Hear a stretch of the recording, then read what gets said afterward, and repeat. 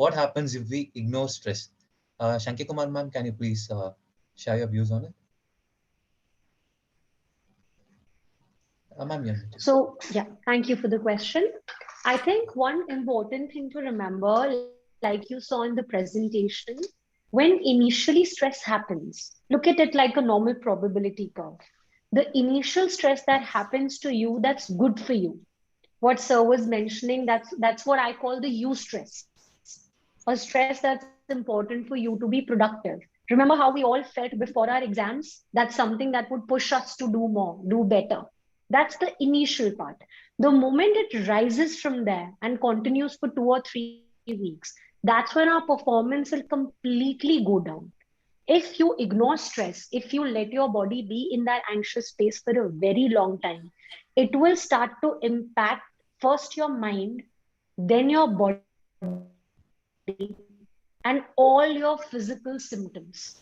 One of the first things that you're going to see is your sleep pattern will become bad. You'll not be able to fall asleep. You'll keep waking up. Despite getting sleep, you will not feel rested. You will either stop feeling hungry, your appetite will either reduce, or your appetite will increase a lot. You will try to really eat a lot of food to comfort, which might further lead to physical problems of obesity and other health issues going forward.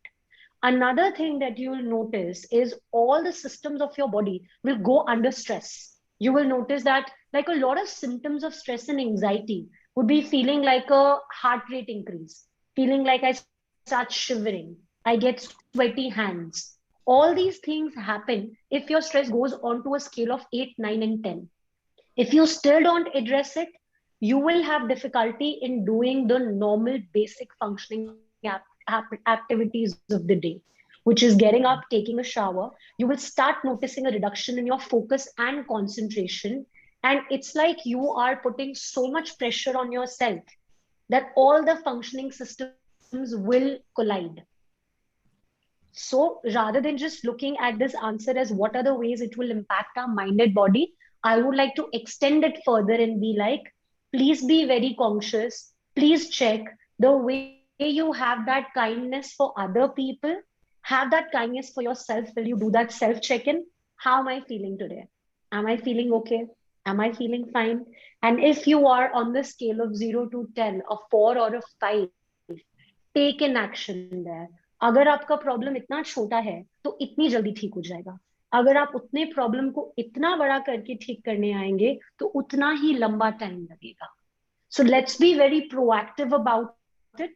Let's use everything that we've learned to imbibe in ourselves. And I think one of the more important things is, that they say 70% of a child's learnings come through observation. And we continue that even growing up.